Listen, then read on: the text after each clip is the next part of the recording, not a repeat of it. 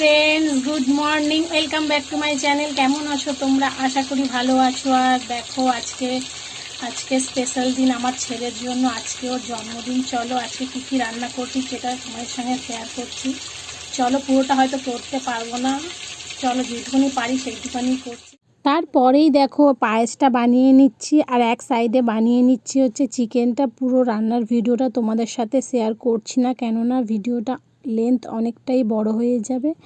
তাই চলো যেইটুকুনি পারবো সেইটুকুনি তোমাদের সাথে শেয়ার করছি।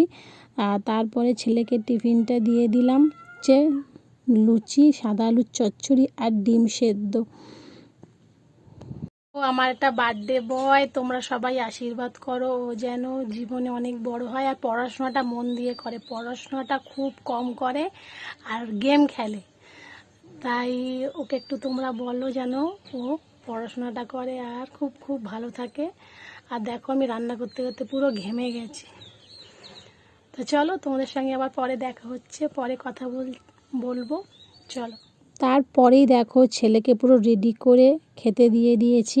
কিছু হাসি, কিছু আশা, কিছু মধুর ভালোবাসা। কিছু হাসি, কিছু আশা, কিছু মধুর ভালোবাসা। ছুঁয়ে যায় আজ মন, ভরে যায় জীবন, ছুঁয়ে যায়। ও একটু বেরোচ্ছি, আর চলো কোথায় যাচ্ছি তোমাদের সঙ্গে পুরোটা শেয়ার করবো। আর বাইরে প্রচণ্ড পরিমাণে বৃষ্টি হচ্ছে, তাও যেতে হবে ছেলের জন্য। তা চলো তোমাদের সঙ্গে গিয়ে সেখানে শেয়ার করবো। চলো, দেখো রাস্তায় কত জল।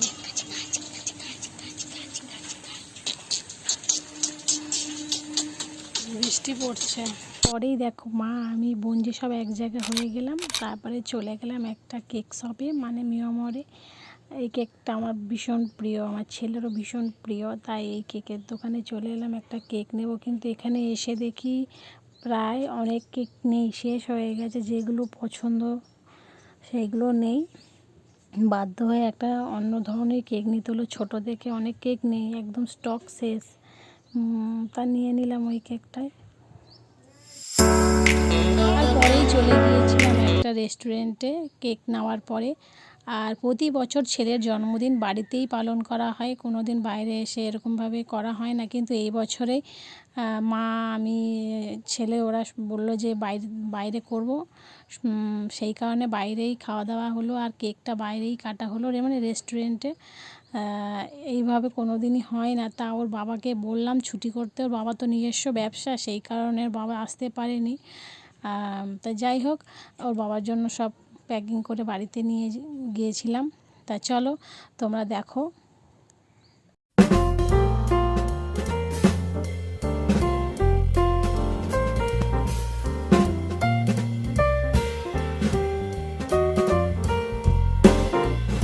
কিছু হাসি, কিছু আশা, কিছু মধুর ভালোবাসা।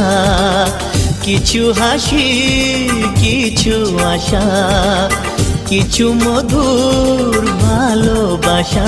ছুঁয়ে যায় আজ মন, ভরে যায় জীবন, ছুঁয়ে যায় আজ মন, ভরে যায় জীবন।